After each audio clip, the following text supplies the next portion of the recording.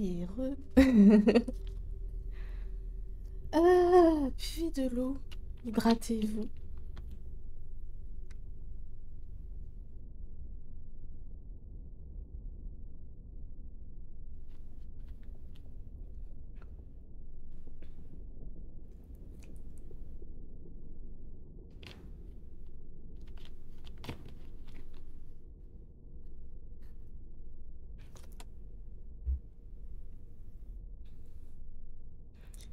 J'espère en tout cas que ça vous a plu pour le moment.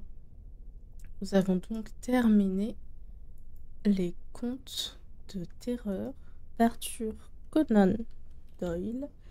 Je vais de ce pas le déplacer dans le dossier déjà lu. Voilà. Comme ça, j'oublie pas.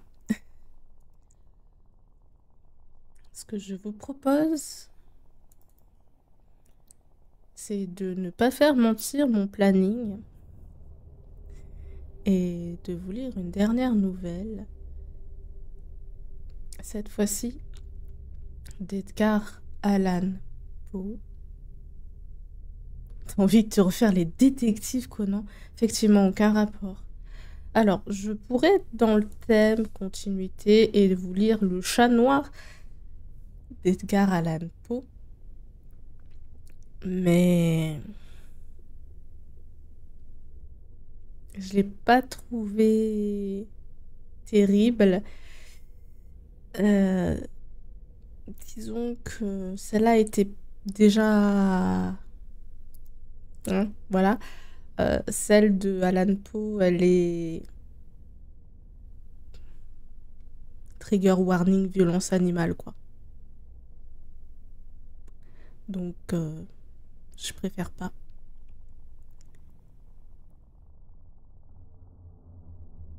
Là, on avait une tête à claque. Dans Le Chat Noir d'Edgar Allan Poe, on a un mec qui peut-être potentiellement frise avec la sociopathie, quoi.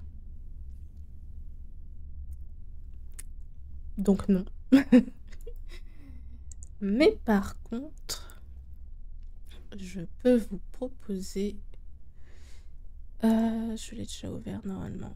Alors, je sais pas si c'est censé se prononcer comme ça, mais c'est moi qui lis. C'est moi qui choisis. On va partir sur Ligeia, qui est également une nouvelle de Edgar. Non, si, Edgar Allan Poe. Je vais y arriver. Je vais changer les informations. Accordez-moi 2 petites minutes.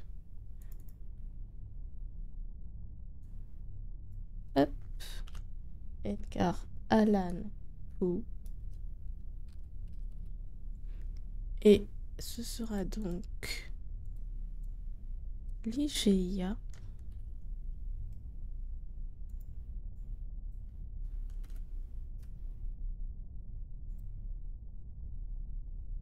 Voilà.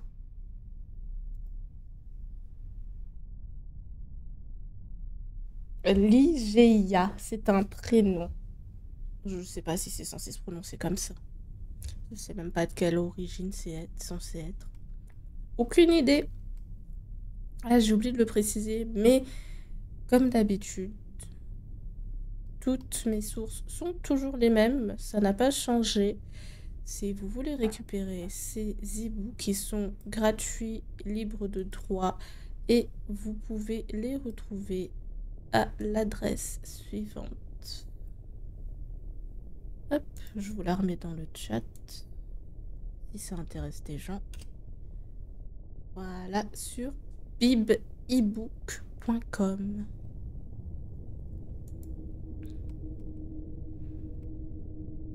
Et donc, c'est un texte, comme je l'ai dit, de Edgar Allan Poe, traduit par Charles Baudelaire.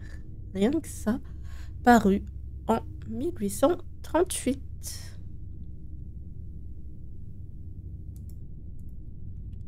Hop.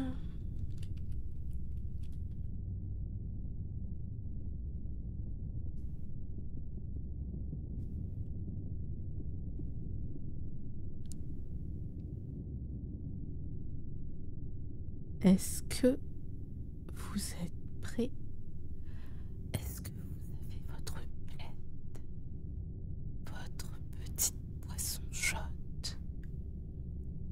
Est-ce que vous êtes vraiment sûr que toutes vos fenêtres et toutes vos portes sont bien fermées? Soyez prudents.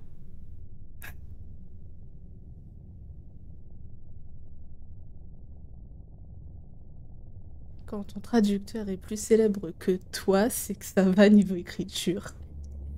Je dirais pas qu'il est plus célèbre. Pour moi, les deux sont des auteurs classiques, tout autant célèbres l'un que l'autre.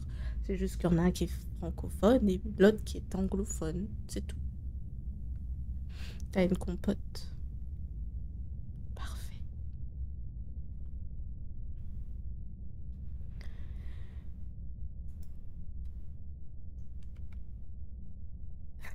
Demain, tu vas faire bien attention à ta porte. C'est maintenant qu'il faut faire attention. C'est quand la nuit est tombée que les ombres se lèvent et que les monstres se réveillent, que tu dois faire attention.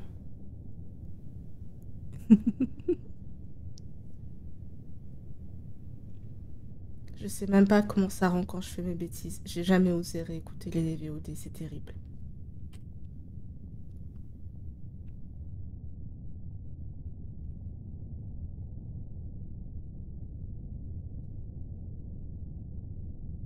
Nous allons donc commencer la lecture de Ligeia, si ça se prononce pas comme ça, tant pis, écrit par Edgar Allan Poe.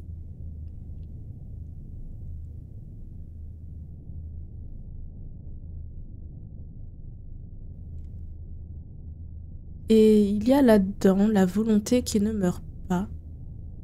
Qui donc connaît les mystères de la volonté ainsi que sa vigueur? Car Dieu n'est qu'une grande volonté pénétrant toute chose par l'intensité qui lui est propre. L'homme ne cède aux anges et ne se rend entièrement à la mort que par l'infirmité de sa pauvre volonté. Joseph Glanville.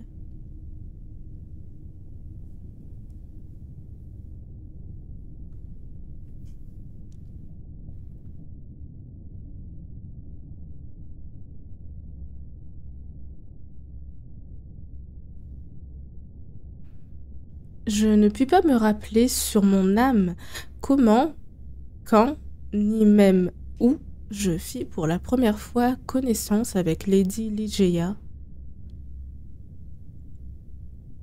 De longues années se sont écoulées depuis lors et une grande souffrance a affaibli ma mémoire. Ou peut-être ne puis-je plus maintenant me rappeler ces points parce qu'en vérité le caractère de ma bien-aimée, sa rare instruction, son genre de beauté si singulier et si placide, et la pénétrante et subjugance éloquente de sa profonde parole musicale ont fait leur chemin dans mon cœur d'une manière si permanente, si constante, si furtive, que je n'y ai pas pris garde et que j'en ai pas eu conscience.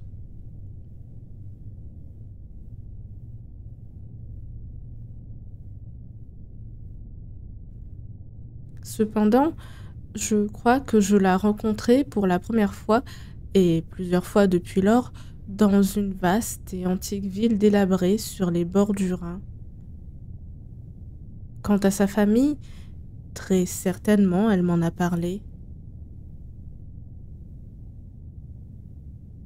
Qu'elle fut d'une date excessivement ancienne, je n'en fais aucun doute. Ligeia. Ligeia.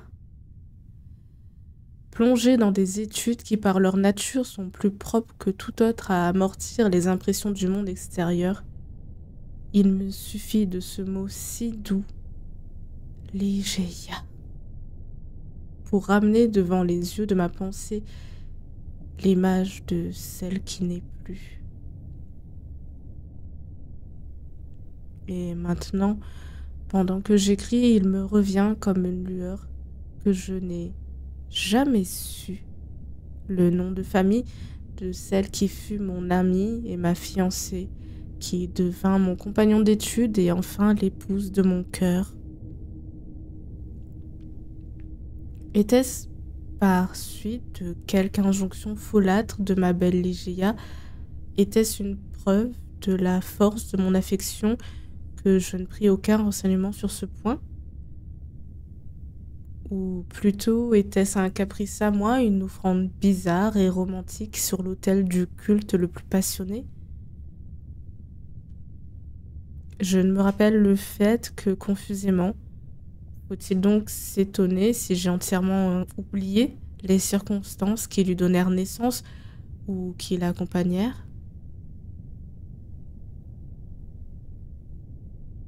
Et en vérité, si jamais l'esprit de roman, si jamais la pâle Ashtopheth que l'idolâtre Égypte aux ailes ténébreuses ont présidé, comme on dit, au mariage de sinistres augures, très certainement, ils ont présidé au mien.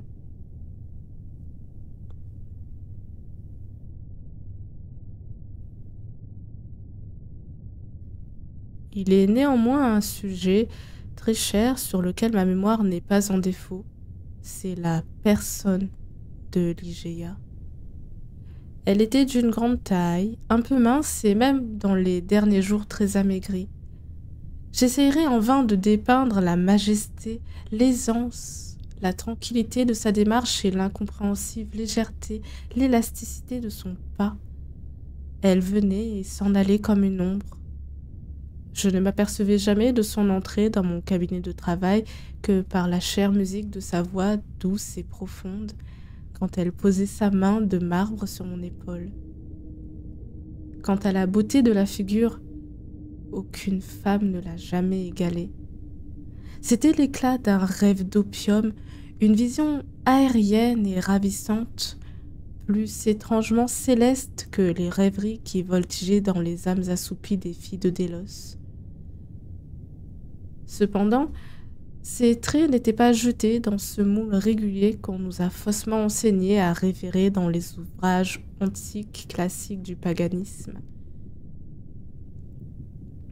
Il n'y a pas de beauté exquise, dit Lord Verulam, parlant avec justesse de toutes les formes et de tous les genres de beauté, sans une certaine étrangeté dans les proportions.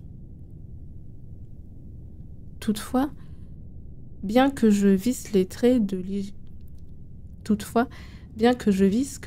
Ligeia n'étaient pas d'une régularité classique, quoique je sentisse que sa beauté était véritablement exquise et fortement pénétrée de cette étrangeté, je me suis efforcée en vain de découvrir cette irrégularité et de poursuivre jusqu'en son gîte ma perception de l'étrange. J'examinais les contours du front haut et pâle, un front irréprochable. Combien ce mot est froid appliqué à une majesté aussi divine. La peau rivalisant avec le plus pur ivoire, la largeur imposante, le calme, la gracieuse proéminence des régions au-dessus des tempes, et puis cette chevelure d'un noir de corbeau, lustrée, luxuriante, naturellement bouclée, et démontrant toute la force de l'expression homérique, chevelure d'hyacinthe.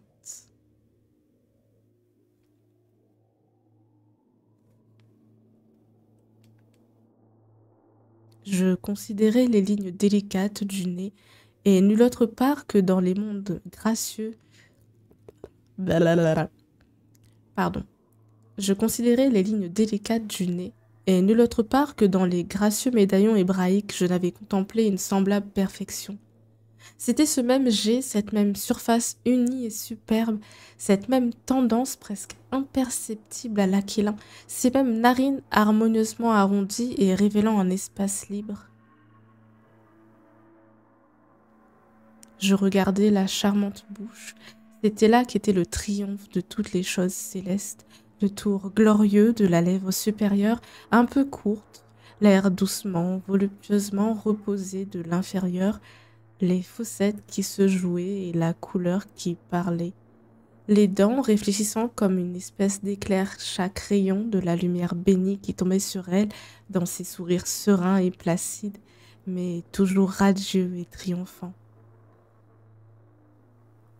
J'analysais la forme du menton et là aussi je trouvais la grâce dans la largeur, la douceur et la majesté, la plénitude et la spiritualité grecque, ce contour que le dieu Apollon ne révéla qu'en rêve à Cléomène, fils de Cléomène d'Athènes.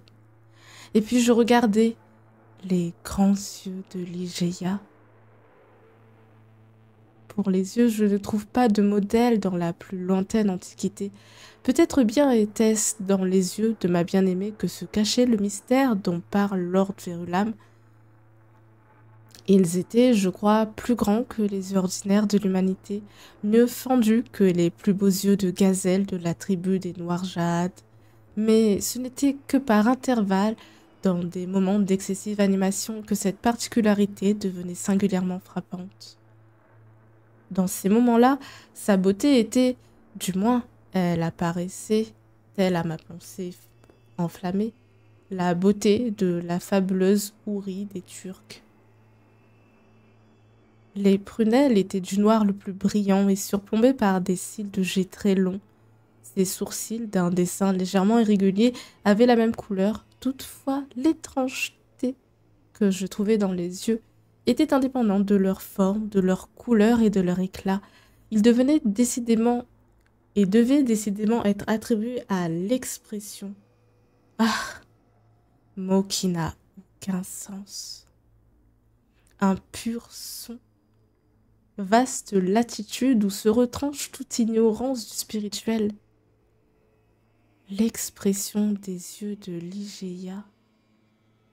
Combien de longues heures ai-je médité dessus? Combien de fois, durant toute une nuit d'été, me suis-je efforcé de les sonder? Qu'était-ce donc ce je ne sais quoi, ce quelque chose plus profond que le puits de Démocrite qui gisait au fond de ses pupilles de ma bien-aimée? Qu'était-ce cela? J'étais possédée par la passion de le découvrir. Ses yeux, ses larges, ses brillantes, ses divines prunelles. Elles étaient devenues pour moi les étoiles jumelles de Léda, et moi, j'étais pour elles le plus fervent des astrologues. Il n'y a pas de cas parmi les nombreuses et incompréhensibles anomalies de la science psychologique qui soit plus saisissant, plus excitant que celui, négligé, je crois, dans les écoles, où, dans nos efforts pour amener dans notre mémoire une chose oubliée depuis longtemps, nous nous trouvons souvent sur le bord même du souvenir, sans pouvoir toutefois nous souvenir. Et ainsi que 2 fois, dans mon ardente analyse des yeux de Ligéia, ai-je senti s'approcher la complète connaissance de leur expression. Je l'ai sentie s'approcher, mais elle n'est pas devenue tout à fait mienne, et à la longue, elle a disparu entièrement. Et étrange, oh, le plus étrange des mystères. J'ai trouvé dans les objets les plus communs du monde une série d'analogies pour cette expression. Je veux dire qu'après l'époque où la beauté de Ligéia passa dans mon esprit et s'y installa comme un reliquaire, je puisai dans plusieurs êtres du monde matériel une sensation analogue à celle qui se répandait sur moi, en moi, sous l'influence de ces larges et lumineuses prunelles. Cependant, je n'en suis pas moins incapable de définir ce sentiment, de l'analyser ou même d'en avoir une perception nette. Je l'ai reconnu quelquefois, je le répète, à l'aspect d'une vigne rapidement grandie, dans la contemplation d'une phalène, d'un papillon, d'une chrysalide, d'un courant d'eau précipité. Je l'ai trouvé dans l'océan, dans la chute d'un météore. Je l'ai senti dans les regards de quelques personnes extraordinairement âgées. Il y a dans le ciel 1 ou 2 étoiles, plus particulièrement une étoile d'une 6e grandeur, double et changeante, qu'on trouvera près de la grande étoile de la Lyre qui, vue au télescope, m'ont donné un sentiment analogue. Je m'en suis sentie remplie par certains sons d'instruments à cordes et quelquefois aussi par des passages de mes lectures. Parmi d'innombrables exemples, je me rappelle fort bien quelque chose dans un volume de Joseph Glanville qui, peut-être simplement à cause de sa bizarrerie, qui sait, m'a toujours inspiré le même sentiment. Et il y a là-dedans la volonté qui ne meurt pas. Qui donc connaît les mystères de la volonté ainsi que sa vigueur, car Dieu n'est qu'une grande volonté, pénétrant toute chose par l'intensité qui lui est propre. L'homme ne cède aux anges et ne se rend entièrement à la mort que par l'infirmité de sa pauvre volonté.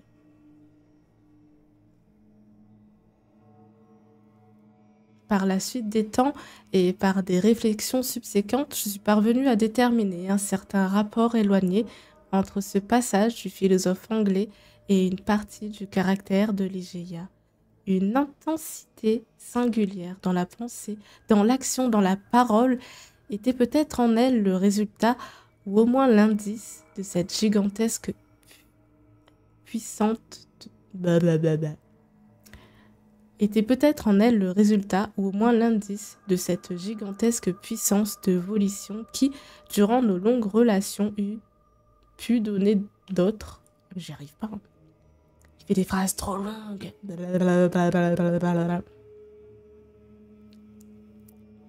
Une intensité singulière dans la pensée, dans l'action, dans la parole était peut-être en elle le résultat, ou au moins l'indice de cette gigantesque puissance de volition qui, durant nos longues relations, eût pu donner d'autres et plus positives preuves de son existence.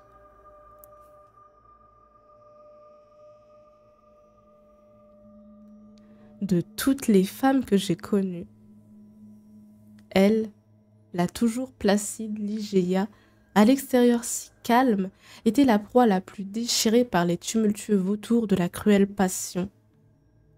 Et je ne pouvais évaluer cette passion que par la miraculeuse expansion de ses yeux qui me ravissaient et m'effrayaient en même temps par la mélancolie presque magique, la modulation, la netteté et la placidité de sa voix profonde, et par la sauvage énergie des étranges paroles qu'elle prononçait habituellement et dont l'effet était doublé par le contraste de son débit.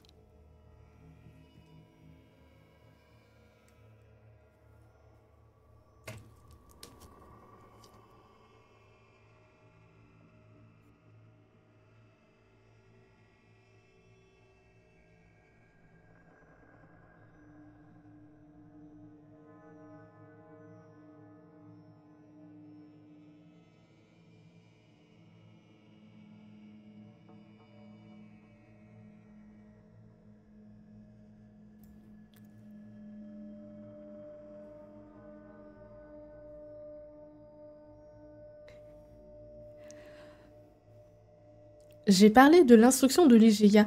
Elle était immense, telle que jamais je n'en vis de pareil dans une femme. Elle connaissait à fond les langues classiques et aussi loin que s'étendaient mes propres connaissances dans les langues modernes de l'Europe, je ne l'ai jamais prise en faute.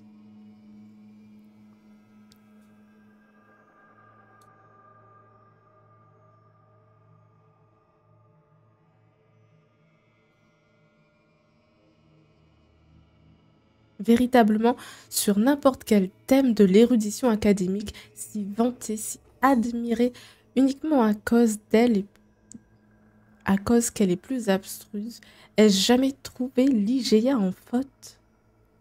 Combien ce trait unique de la nature de ma femme, seulement dans cette dernière période, avait frappé, subjugué mon attention. J'ai dit que son instruction dépassait celle d'aucune autre femme que j'eusse connue, mais où est l'homme qui a traversé avec succès tout ce vaste champ des sciences morales, physiques et mathématiques? Je ne vis alors que maintenant, je perçois clairement que les connaissances de Ligeia étaient gigantesques, étourdissantes. Cependant, j'avais une conscience suffisante de son infinie supériorité pour me résigner, avec la confiance d'un écolier, à me laisser guider par elle à travers le monde chaotique des investigations métaphysiques dont je m'occupais avec ardeur dans les premières années de notre mariage.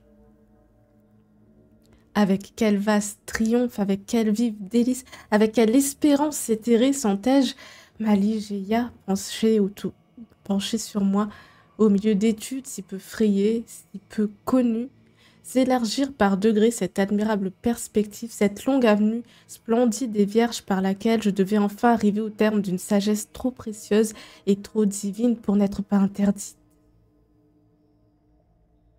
Aussi, avec quelle poignante douleur ne vis-je pas, au bout de quelques années, mes espérances si bien fondées prendre leur vol et s'enfuir. Sans Ligeia, je n'étais qu'un enfant tâtonnant dans la nuit. Sa présence, ses leçons pouvaient seules éclairer d'une lumière vive les mystères du transcendantalisme dans lequel nous étions plongés.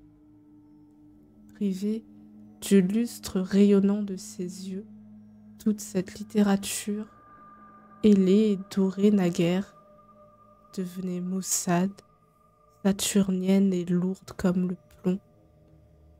Et maintenant, ses beaux yeux éclairaient de plus en plus rarement les pages que je déchiffrais. Ligeia tomba malade.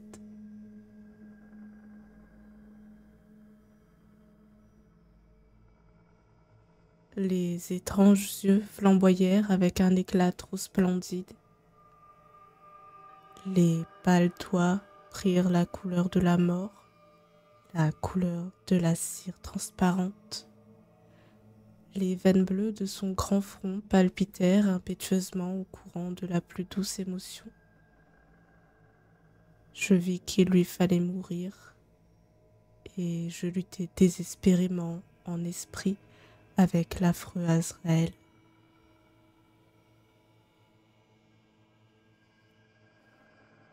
Et les efforts de cette femme furent, à mon grand étonnement, encore plus énergiques que les miens.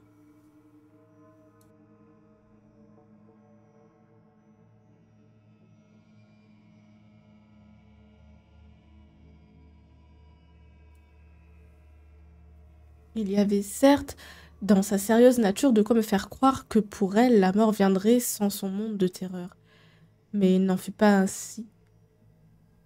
Les mots sont impuissants pour donner une idée de la férocité de résistance qu'elle déploya dans sa lutte avec l'ombre. Je gémissais d'angoisse à ce lamentable spectacle. J'aurais voulu la calmer, j'aurais voulu la raisonner. Mais dans l'intensité de son sauvage désir de vivre, de rien que vivre, toute consolation et toute raison eussent été le comble de la folie.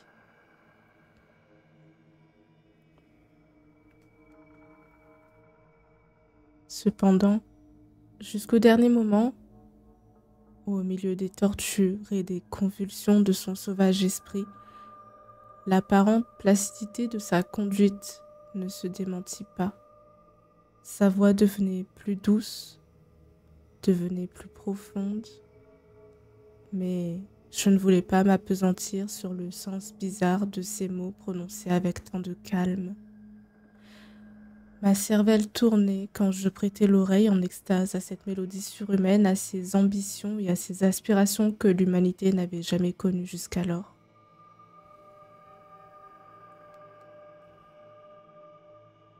Qu'elle m'aima, je n'en pouvais douter, et il m'était aisé de deviner que dans une poitrine telle que la sienne, l'amour ne devait pas régner comme une passion ordinaire.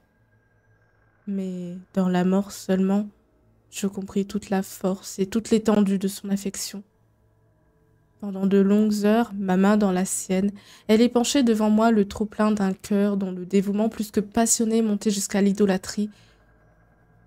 Comment avais-je mérité la béatitude d'entendre de pareils aveux? Comment avais-je mérité d'être damnée à ce point que ma bien-aimée me fût enlevée à l'heure où elle m'en octroyait la jouissance? Mais il ne m'est pas permis de m'étendre sur ce sujet. Je dirais seulement que dans l'abondamment plus que féminin de Ligeia à mon amour, hélas non mérité, accordé tout à fait gratuitement, je reconnus enfin le principe de son ardent, de son sauvage regret de cette vie qui fuyait maintenant si rapidement. C'est cette ardeur désordonnée, cette véhémence, son désir de la vie et de rien que la vie que je n'ai pas la puissance de décrire. Les mots me manqueraient pour l'exprimer. Juste au milieu de la nuit, pendant laquelle elle mourut, elle m'appela avec autorité auprès d'elle et me fit répéter certains vers composés par elle peu de jours auparavant. Je lui obéis. Ces vers, les voici.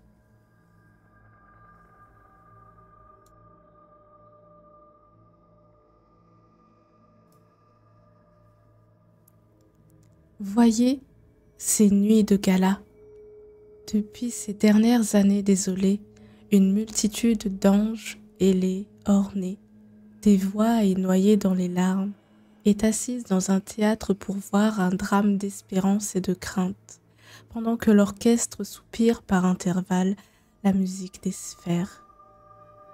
Des mimes faits à l'image du Dieu très haut, marmottent et marmottent tout bas, et voltigent de côté à d'autre. Pauvres poupées qui vont et viennent au commandement des vastes êtres sans forme, qui transportent la scène çà et là, secouant de leurs ailes de condor l'invisible malheur. Ce drame bigarré, oh, à coup sûr, il ne sera pas oublié, avec son fantôme éternellement pourchassé par une foule qui ne peut pas le saisir, à travers un cercle qui toujours retourne sur lui-même exactement au même point. Et beaucoup de folie et encore plus de péché et d'horreur font l'âme de l'intrigue. Mais voyez à travers la cohue des mimes, une forme rampante fait son entrée. Une chose rouge de sang qui vient en se tordant de la partie solitaire de la scène. Elle se tord avec des angoisses mortelles. Les mimes deviennent sa pâture et les séraphins sanglotent en voyant les dents du ver mâcher des cailloux de sang humain. Toutes les lumières s'éteignent, toutes, et sur chaque forme prisonnante, le rideau, vaste drap mortuaire, descend avec la violence d'une tempête. Et les anges, tous pâles et blêmes, se levant et se dévoilant, affirment que ce drame est une tragédie qui s'appelle l'homme et dont le héros est le ver conquérant. « Ô Dieu !» cria presque Ligeia, se dressant sur ses pieds et étendant ses bras vers le ciel dans un mouvement spasmodique, comme je finissais de réciter ces vers. « Ô Dieu, ô Père céleste, ces choses s'accompliront-elles irrémissiblement? Ce conquérant ne sera-t-il jamais vaincu? Ne sommes-nous pas une partie, une parcelle de toi qui donc connaît les mystères de la volonté ainsi que sa vigueur? L'homme ne cède aux anges et ne se rend entièrement à la mort que par l'infirmité de sa pauvre volonté. »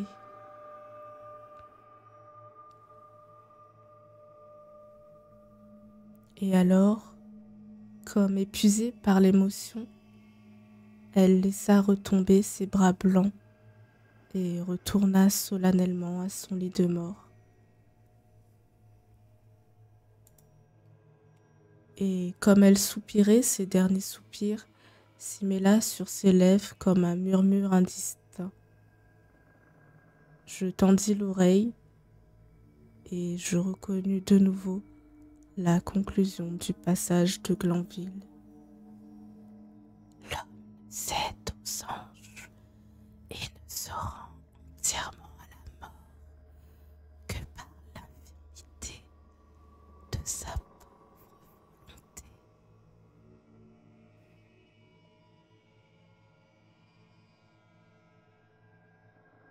Elle mourut, et moi, anéanti, pulvérisé par la douleur, je ne pus pas supporter plus longtemps l'affreuse désolation de ma demeure dans cette sombre cité délabrée au bord du Rhin. Je ne manquais pas de ce que le monde appelle la fortune. Ligeia m'en avait apporté plus, beaucoup plus que n'en comporte la destinée ordinaire des mortels. Aussi, après quelques mois perdus dans un vagabondage fastidieux et sans but, je me jetai dans une espèce de retraite dont je fis l'acquisition. Une abbaye dont je ne veux pas dire le nom, dans une des parties les plus incultes et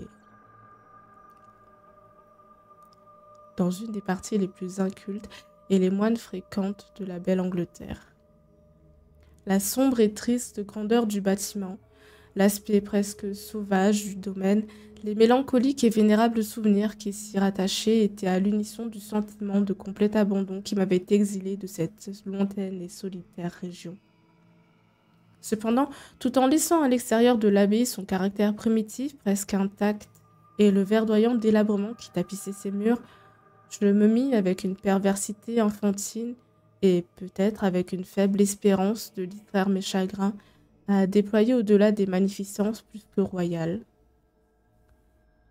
Je m'étais depuis l'enfance pénétrée d'un grand goût pour ces folies, et maintenant elles me revenaient comme un radoutage de la douleur. Hélas, je sens qu'on aurait pu découvrir un commencement de folie dans ces splendides et fantastiques draperies, dans ces solennelles sculptures égyptiennes et ces corniches et ces ameublements bizarres, dans les extravagantes arabesques de ces tapis tout fleuris d'or.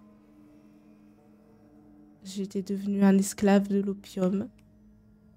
Il me tenait dans ses liens. Et tous mes travaux et tous mes plans avaient pris la couleur de mes rêves. Jamais je ne m'arrêterai pas aux détails. Mais je ne m'arrêterai pas aux détails de cette absurdité.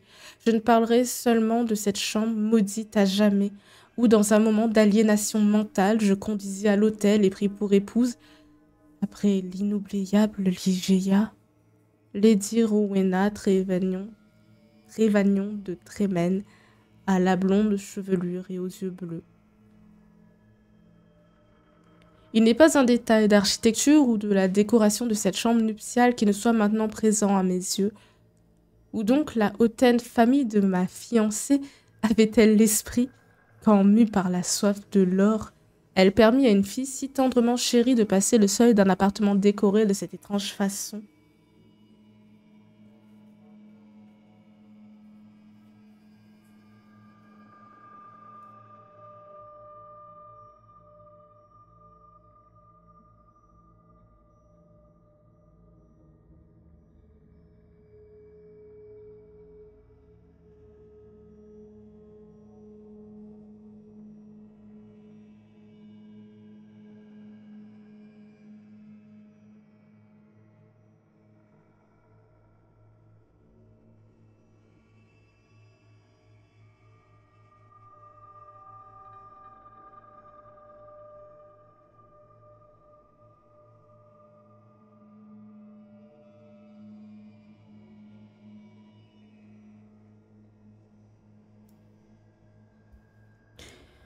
J'ai dit que je me rappelais minutieusement les détails de cette chambre, bien que ma triste mémoire perde souvent des choses d'une rare importance, et pourtant il n'y avait pas dans ce luxe fantastique de système ou d'harmonie qui puisse imposer au souvenir. La chambre faisait partie d'une haute tour de cette abbaye, fortifiée comme un château. Elle était d'une forme pentagone et d'une grande dimension. Tout le côté sud était d'un seul morceau et d'une couleur sombre. Blablabla. J'ai raté une ligne. Tout le côté sud du Pentagone était occupé par une fenêtre unique, faite d'une immense glace de Venise, d'un seul morceau et d'une couleur sombre, de sorte que les rayons du soleil ou de la lune qui la traversaient jetaient sur les objets intérieurs une lumière sinistre. Au-dessus de cette énorme fenêtre se prolongeait le treillis d'une vieille vigne qui grimpait sur les murs massifs de la tour. Le plafond de chêne, presque noir, était excessivement élevé, façonné en voûte et curieusement sillonné d'ornements des plus bizarres et des plus fantastiques, d'un style semi-gothique, semi-druidique. Au fond de cette voûte mélancolique, au centre même, était suspendue par une seule chaîne d'or faite de longs anneaux, une vaste lampe de même métal en forme d'encensoir, conçue dans le goût sarrasin et brodée de perforation capricieuse à travers laquelle on voyait courir et se tortiller avec la vitalité d'un serpent les lueurs continues d'un feu versicolore.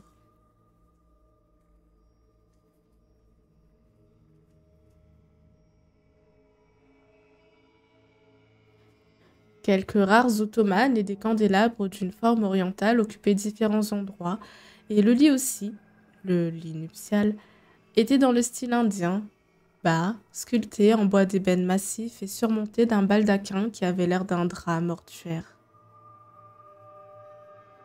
À chacun des angles de la chambre se dressait un gigantesque sarcophage de granit noir, tiré de tombes de rois en face de Luxor, avec son antique couvercle chargé de sculptures immémoriales. Mais c'était dans la gigantesque... Mais c'était dans la tenture de l'appartement, hélas, qu'éclairait la fantaisie capitale. Les murs, prodigieusement hauts, au-delà même de toute proportion, étaient tendus du haut jusqu'en bas d'une tapisserie lourde et d'apparence massive qui tombait par vastes nappes. Tapisserie faite de la même matière qui avait été employée pour le tapis du parquet, les ottomanes, le lit d'ébène, le baldaquin du lit et les somptueux rideaux qui cachaient en partie la fenêtre. Cette matière était un tissu d'or des plus riches, tacheté par intervalles réguliers de figures arabesques, d'un pied de diamètre environ, qui enlevaient sur le fond leur dessin d'un noir de jet. Mais ces figures ne participaient du caractère arabesque que lorsqu'on les examinait à un seul point de vue, par un procédé aujourd'hui fort commun et dont on retrouve la trace dans la plus lointaine antiquité. Elles étaient faites de manière à changer d'aspect. Pour une personne qui entrait dans la chambre, elles avaient l'air de simples monstruosités. Mais, à mesure qu'on avançait, ce caractère disparaissait graduellement et pas à pas, le visiteur changeant de place se voyait entouré d'une procession continue de formes affreuses, comme celles qui sont nées de la superstition du Nord et celles qui se dressent dans les sommeils coupables des moines. L'effet fantasmagorique était grandement accru par l'introduction artificielle d'un fort courant d'air continu derrière la tenture, qui donnait au tout une hideuse et inquiétante animation.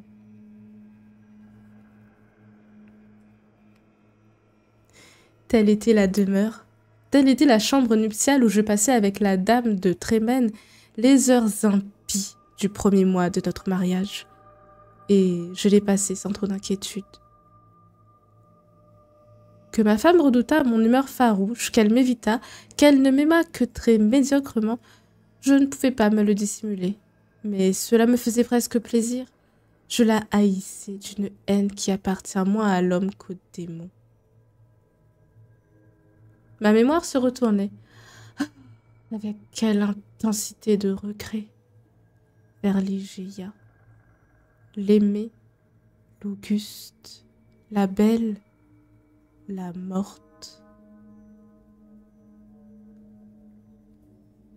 Je faisais des orgies de souvenirs. Je me délectais dans sa pureté, dans sa sagesse, dans sa haute nature éthéréenne, dans son amour passionné, idolâtrique.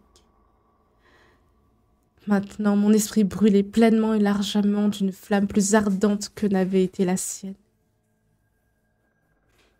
Dans l'enthousiasme de mes rêves opiacés, car j'étais habituellement sous l'emprise du poison, je criais son nom à voix haute durant le silence de la nuit et le jour, dans les retraites sombreuses des vallées, comme si par l'énergie sauvage, la passion solennelle, l'ardeur dévorante de ma passion pour la défunte, je pouvais la ressusciter dans les sentiers de cette vie qu'elle avait abandonnée pour toujours.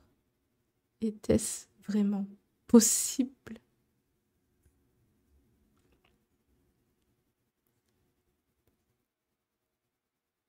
Au commencement du second mois de notre mariage, Lady Rowena fut attaquée d'un mal soudain, dont elle ne se releva que lentement.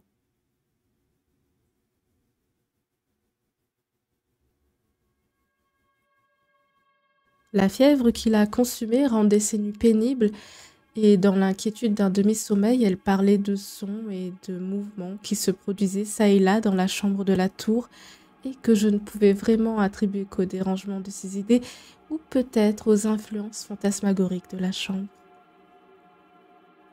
À la longue, elle entra en convalescence, et finalement elle se rétablit. Toutefois, il ne s'était pas écoulé un laps de temps fort court quand une nouvelle attaque, plus violente, la rejeta dans son lit de douleur et, depuis cet accès, sa constitution qui avait toujours été faible ne put jamais se relever complètement. Sa maladie montra dès cette époque un caractère alarmant et des rechutes plus alarmantes encore, qui défiaient toute la science et tous les efforts des médecins.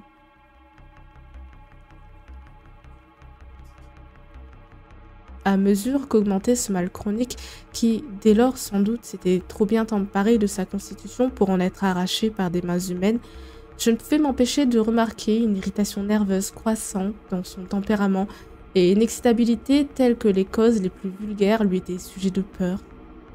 Elle parlait encore et plus souvent alors avec plus d'opiniâtreté des bruits, des légers bruits et des mouvements insolites dans les rideaux dont elle avait, disait-elle, déjà souffert.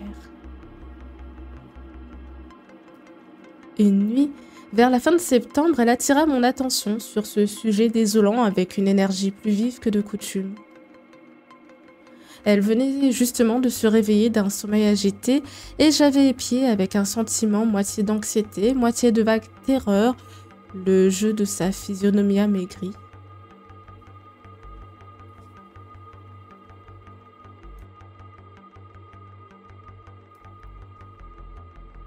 J'étais assis au chevet du lit d'ébène sur un des divans indiens.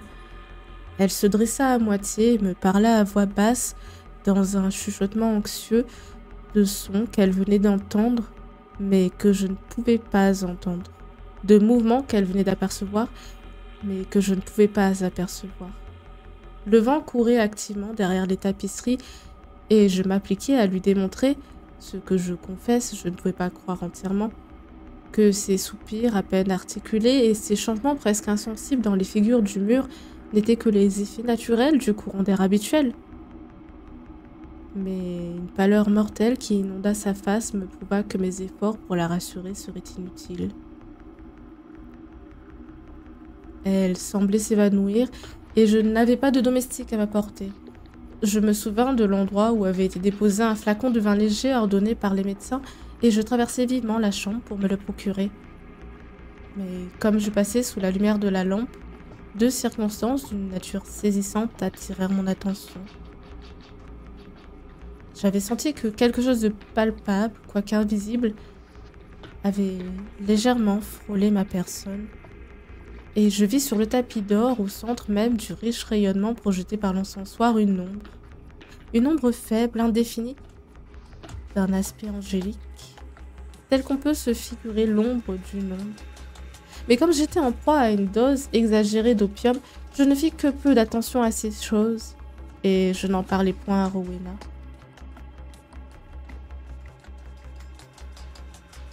Je trouvai le vin, je traversai de nouveau la chambre et je remplis un verre que je portais aux lèvres de ma femme défaillante. Cependant, elle était un peu remise et elle prit le verre elle-même, pendant que je me laissais tomber sur l'ottomane, les yeux fixés sur sa personne. Ce fut alors que j'entendis distinctement un léger bruit de pas sur le tapis et près du lit. Et une seconde après, comme Rowena allait porter le vin à ses lèvres, je vis, et je puis l'avoir rêvé, je vis tomber dans le verre, comme quelques sources invisibles suspendues dans l'atmosphère de la chambre, 3 ou 4 grosses gouttes d'un fluide brillant et couleur de rubis. Je le vis, Rowena ne le vit pas. Elle avala le vin sans hésitation, et je me gardais bien de lui parler d'une circonstance que je devais, après tout, regarder comme la suggestion d'une imagination surexcitée et dont toutes les terreurs de la femme, l'opium et l'heure augmentaient l'activité morbide. Cependant, je ne puis pas me dissimuler qu'immédiatement après la chute des gouttes rouges, un rapide changement en mal s'opéra dans la maladie de ma femme. Si bien que, la 3e nuit, les mains de ses serviteurs la préparaient pour la tombe. Et c'est ainsi que j'étais assis, seul, son corps enveloppé dans le suaire, dans cette chambre fantastique qui avait reçu la jeune épouse. D'étranges visions engendrées par l'opium voltigeaient autour de moi comme des ombres. Je promenais un œil inquiet sur les sarcophages dans les coins de la chambre, sur les figures mobiles de la tenture et sur leur lueur verniculaire et changeante de la lampe du plafond. Mes yeux tombèrent alors, comme je cherchais à me rappeler les circonstances d'une nuit précédente, sur le même point du cercle lumineux, là où j'avais vu les traces légères d'une ombre. Mais elle n'y était plus, et respirant avec plus de liberté, je tournais mes regards vers la pâle et rigide silhouette, vers la pâle et rigide figure allongée sur le lit. Alors, je sentis fondre sur moi 1000 souvenirs de Ligeia. Je sentis refluer vers mon cœur avec la tumultueuse violence d'une marée toutes ces ineffables douleurs que j'avais ressenties quand je l'avais vue. Elle aussi, dans son suaire. La nuit avançait et toujours le cœur plein de pensées les plus amères dont elle était l'objet. Elle, mon unique, mon suprême amour. Je restais les yeux fixés sur le corps de Rowena. Il pouvait bien être minuit, peut-être plus tôt, peut-être plus tard, car je n'avais pas pris garde au temps quand un sanglot, très bas, très léger mais très distinct, me tira en sursaut de ma rêverie. Je sentis qu'il venait du lit d'ébène, du lit de mort. Je tendis l'oreille dans une angoisse de terreur superstitieuse, mais le bruit ne se répéta pas. Je forçai mes yeux à découvrir un mouvement quelconque dans le corps, mais je n'en perçus pas le moindre. Cependant, il était impossible que je me fusse trompée. J'avais entendu le bruit faible à la vérité, et mon esprit était bien éveillé en moi. Je maintins résolument et opiniâtrement mon attention clouée au cadavre.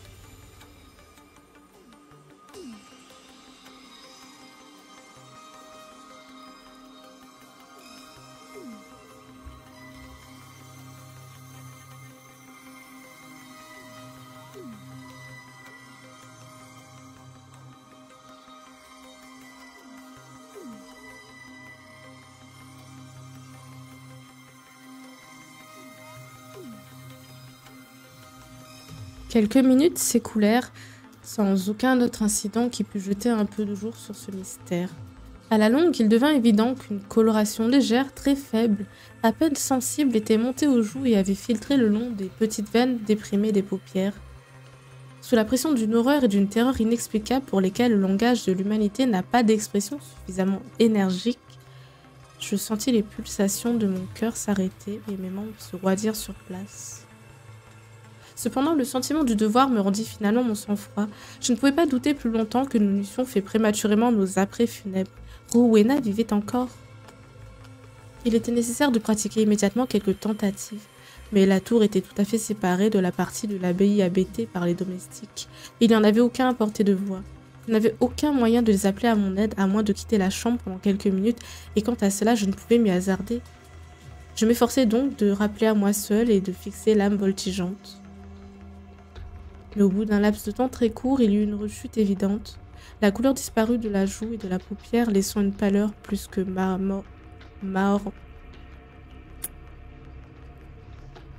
La couleur disparut de la joue et de la paupière, laissant une pâleur plus que marmoréenne. Les lèvres se serrèrent doublement et se recroquevillèrent dans l'expression spectrale de la mort. Une froideur et une viscosité répulsive se répandirent rapidement sur toute la surface du corps, et la complète rigidité cadavérique survint immédiatement.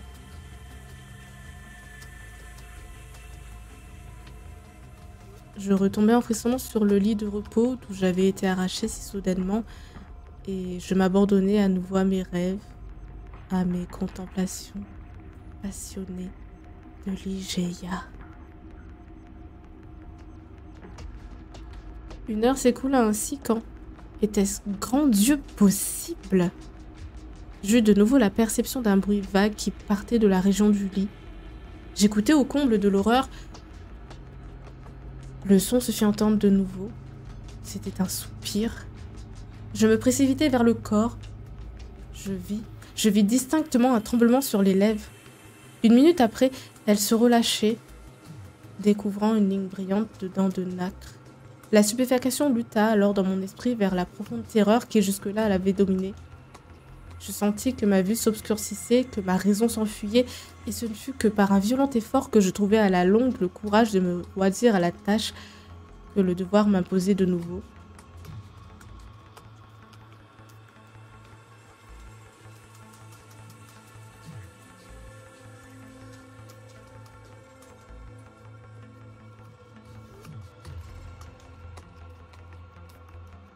Il y avait maintenant une carnation imparfaite sur le front, la joue et la gorge. Une chaleur sensible pénétrait tout le corps et même une légère pulsation remuait imperceptiblement la région du cœur. Ma femme vivait. Et avec un redoublement d'ardeur, je me mis en devoir de la ressusciter. Je frictionnais et je bassinais ses tempes et ses mains. Et j'usais de tous les procédés que l'expérience et de nombreuses lectures médicales pouvaient me suggérer. Mais ce fut en vain. Soudainement, la couleur disparut, la pulsation cessa. L'expression de mort revint aux lèvres et un instant après, tout le corps reprenait sa froideur de glace, son ton livide, sa rigidité complète, son contour amorti et toute la hideuse caractéristique de ce qui a habité la tombe pendant plusieurs jours.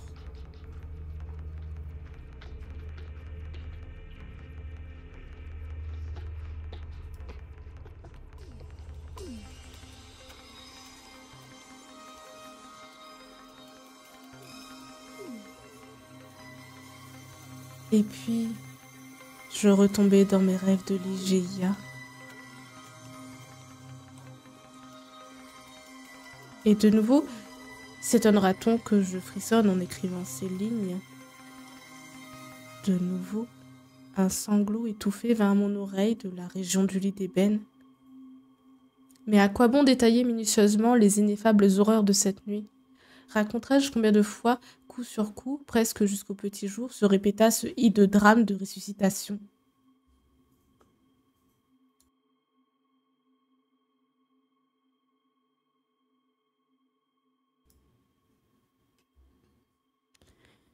Que chaque effrayante rechute se changeait en une mort plus rigide et plus irrémédiable, que chaque nouvelle agonie ressemblait à une lutte contre quelque invisible adversaire, et que chaque lutte était suivie de je ne sais quelle étrange altération de la physionomie du corps. Je me hâte d'en finir. La plus grande partie de la nuit terrible était passée, et celle qui était morte remua de nouveau. Et cette fois-ci plus énergiquement que jamais, quoique se réveillant d'une mort plus effrayante et plus irréparable. J'avais depuis longtemps cessé tout effort et tout mouvement, et je restais cloué sur l'ottomane, désespérément englouti dans un tourbillon d'émotions violentes, dont la moindre terrible, peut-être la moins dévorante, était un suprême effroi. Le corps, je le répète, remuait, et maintenant plus activement qu'il n'avait fait jusque-là. Les couleurs de la vie montaient à la face avec une énergie singulière. Les membres se relâchaient, et, sauf que les paupières restaient toujours lourdement fermées et que les lambeaux et les draperies funèbres communiquaient encore à la figure leur caractère sépulcral, j'aurais rêvé que Rowena avait entièrement secoué les chaînes de la mort.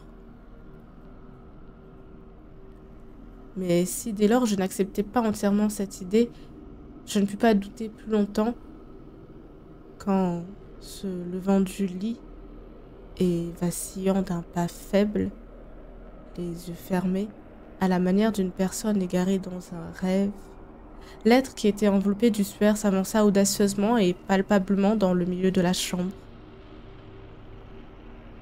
Je ne tremblais pas, je ne bougeais pas, car une foule de pensées inexprimables causées par l'air, la stature, l'allure du fantôme se ruèrent à l'improviste dans mon cerveau et me paralysèrent, me pétrifièrent. Je ne bougeais pas, je contemplais l'apparition. C'était dans mes rêves un désordre fou, un tumulte inapaisable. Était-ce bien la vivante Rowena que j'avais en face de moi? Cela pouvait-il être vraiment Rowena? Lady Rowena Trevanion de la Trémène, à la chevelure blonde, aux yeux bleus. Pourquoi? Oui, pourquoi en doutais-je?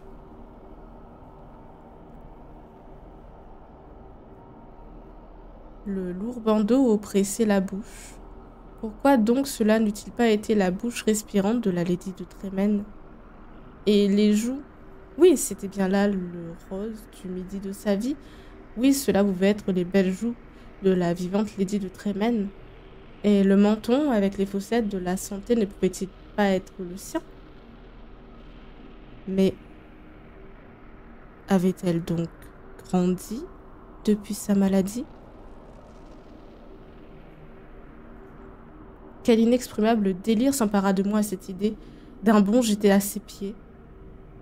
Elle se retira à mon contact et se dégagea, sa tête de l'horrible sueur qui l'enveloppait, et alors déborda dans l'atmosphère fouettée de la chambre une masse énorme de longs cheveux désordonnés.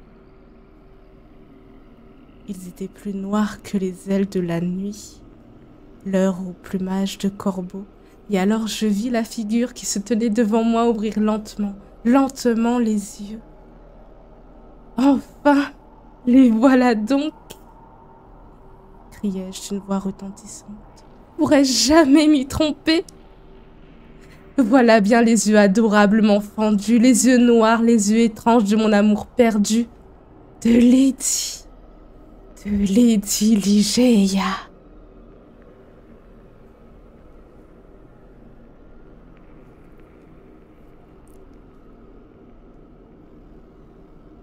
Ta ta ta.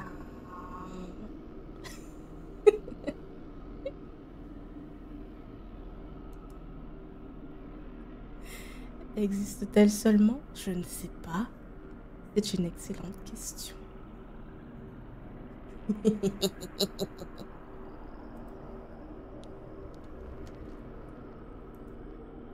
Bon, maintenant,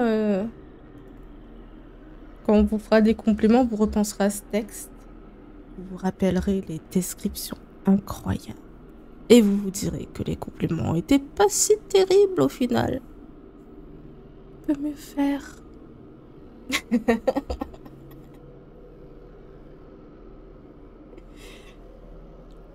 Ah, j'ai vu les descriptions, je fais waouh, il est déterminé.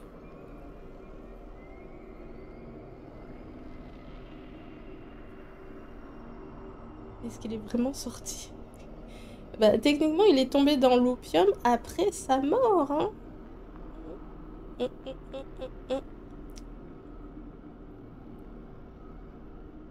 Terrible, terrible.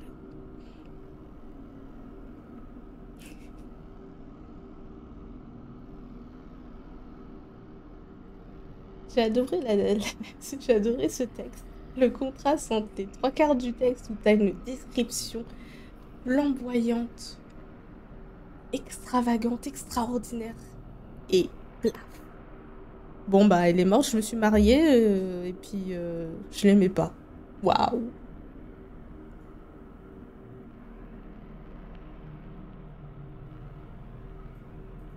Ah ça a vite changé hein.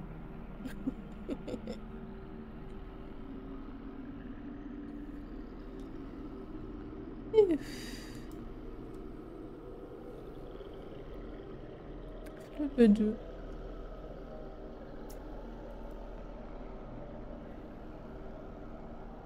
Toi, ton niveau de drague, c'est tu es pimpante, supplément chantilly. C'est quoi cette disquette?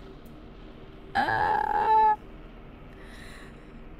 ah j'ai jamais entendu cette disquette là. Ça. Ouais, c'est pas. Reprends le texte. Reprends l'IGIA. Ça va t'aider.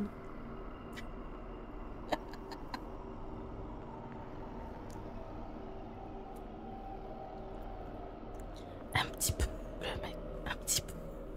Le mec, quand même. Un petit peu.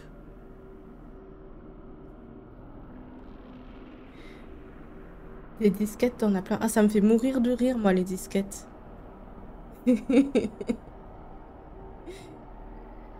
On m'en a jamais sorti. En même temps, mon mari fait une carrure de viking, donc 90% du temps, quand je sors, il est avec moi. Les gens tiennent à la vie. Tu dragues pas? Bah moi, je drague pas, je suis mariée. J'ai pas eu besoin de disquettes. Il a analysé longtemps. Ouais, hein. Ah, la description de l'IGA, elle fait bien la moitié du texte, hein. Ça fait un peu... Ça fait soit très très très très amoureux, soit mec un petit peu flippant quand même, hein. Puis en 3 ans d'intervalle, c'est 2 femmes qui meurent. Dont une qui fait de lui quelqu'un de très très riche. Tu crois à l'amour au premier regard où je repasse? Elle est incroyable. Elle est trop bien. Elle est drôle, j'aime beaucoup. Hydratez-vous. Buvez de l'eau.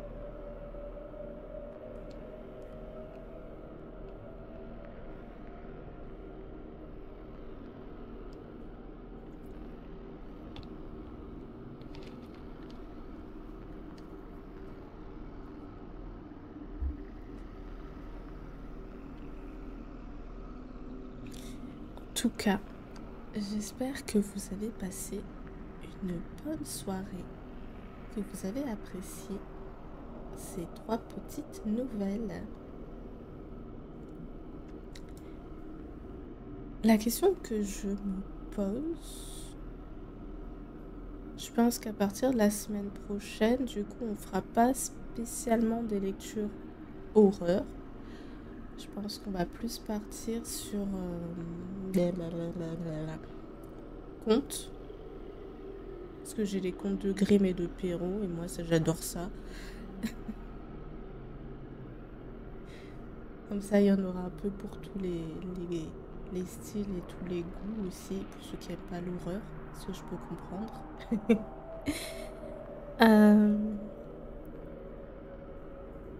Est-ce que quelqu'un a une préférence? Grimm ou Perrault?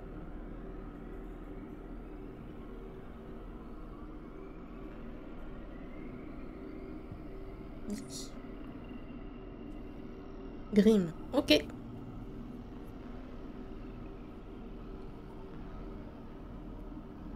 T'as joué à Charles Perrault quand t'étais au CM1? Laquelle? La version édulcorée, je suppose. Ah.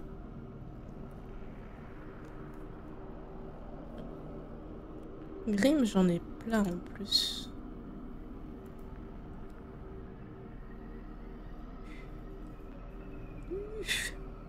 Tome 1, 196 pages.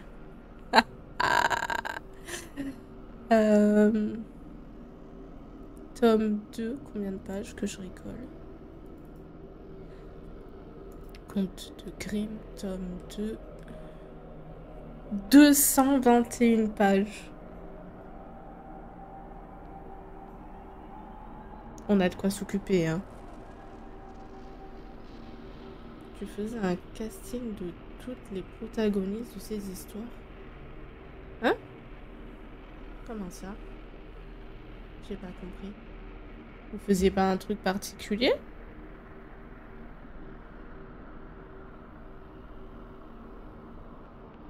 Vous avez pas fait un texte précis?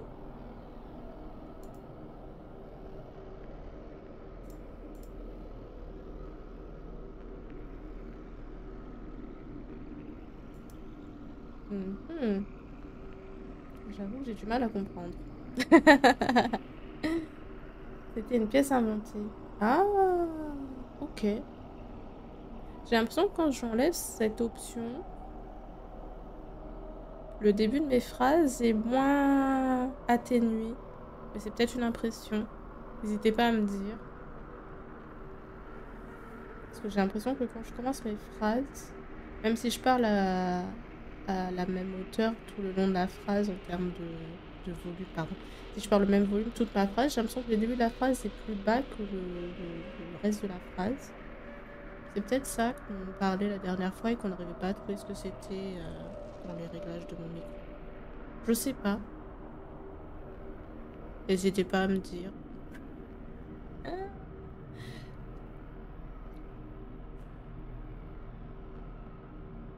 C'était la fin de cette histoire. Le volume varie un peu, mais pas spécialement le début. Ok. Moi, j'avais vraiment l'impression que c'était les premiers mots, le premier mot, qui s'entendait quasiment pas. Là, j'ai enlevé un truc sur mon micro et j'ai moins cette impression dans mon retour. Je pense que c'est mieux. Je sais pas. En tout cas, si vous entendez pas une différence extravagante, notable et horriblement atroce, je pense que je vais laisser comme ça. Ce sera peut-être mieux. Parce qu'après, le volume varie un peu, c'est normal parce qu'il suffit que je bouge un peu pour que ça varie. Parce que mon micro est vraiment trop sensible.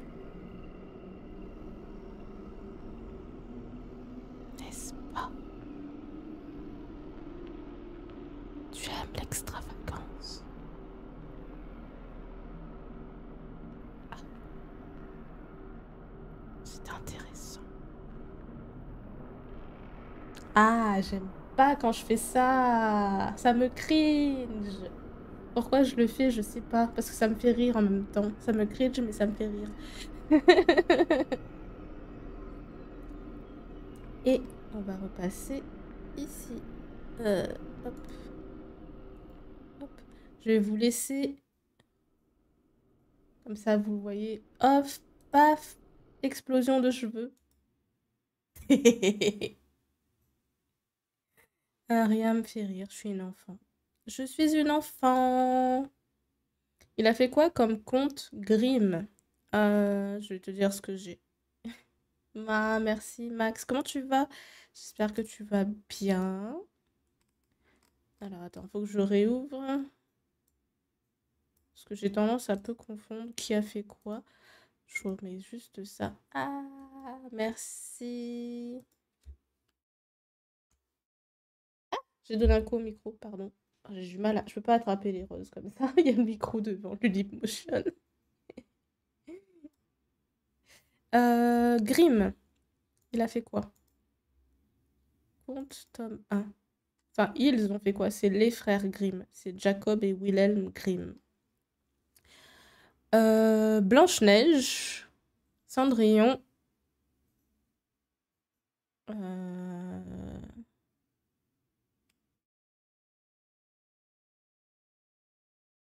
Hansel et Gretel. Dans les très très très très connus. Hein.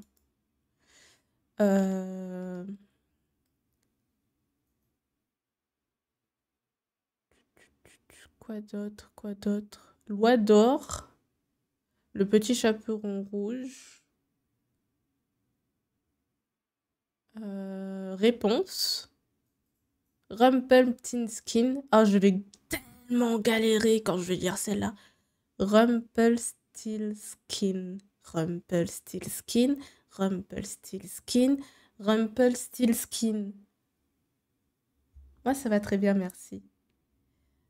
Tom Pouce.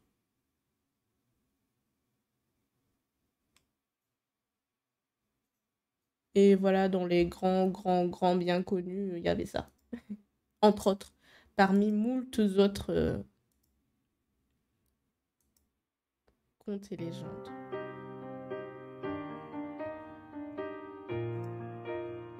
J'ai l'impression que la musique est forte du coup.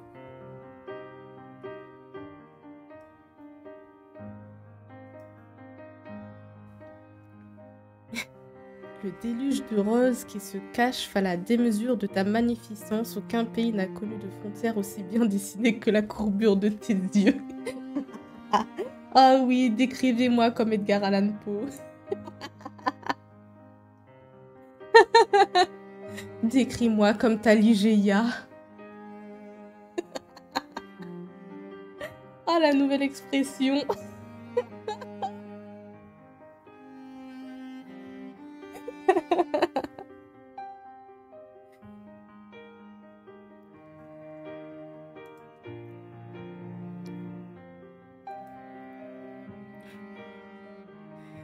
Allez, comme d'habitude, on va faire un raid. On va envoyer des cœurs, des paillettes et de l'amour à quelqu'un. La question c'est chez qui je vous envoie. Je regarde ça.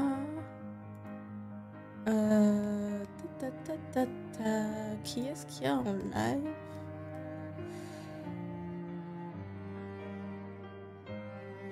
Comment ça, mon veuf?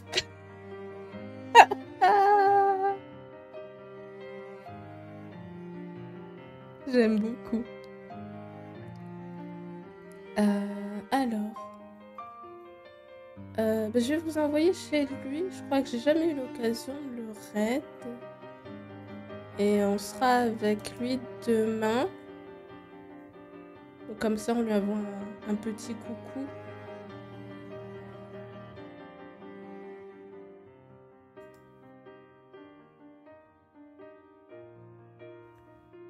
Allez, c'est parti.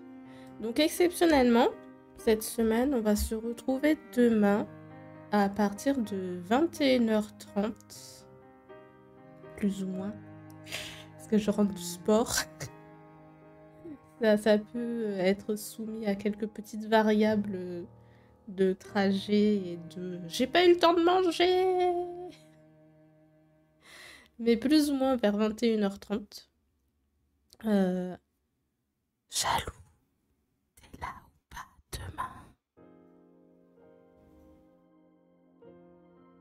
Tu m'as toujours pas dit. Et on sera en compagnie de Chio qui est passé tout à l'heure. On sera avec Taku et Seras. Et Jaloux, je crois. J'espère. Ah mince, je crois qu'il est en train de couper. Non. Non. Eps, Chacha, t'es là ou pas demain?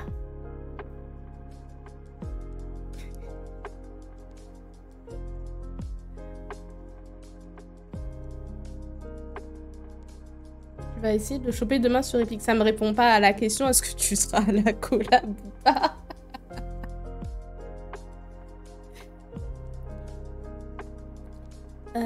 Je crois qu'il est en train de fermer puisqu'il a fermé le jeu. Zut. Possiblement oui. Ok. Bon. Comme je sais pas combien de temps il stream d'habitude. Ah, peut-être. Marius, est-ce que t'es là? Est-ce que tu sais si Taku est en train de fermer son live?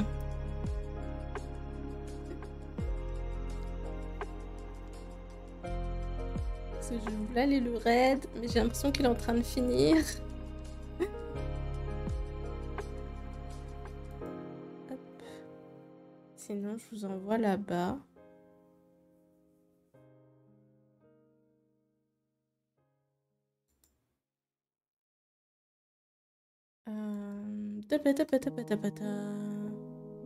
Dida Doom.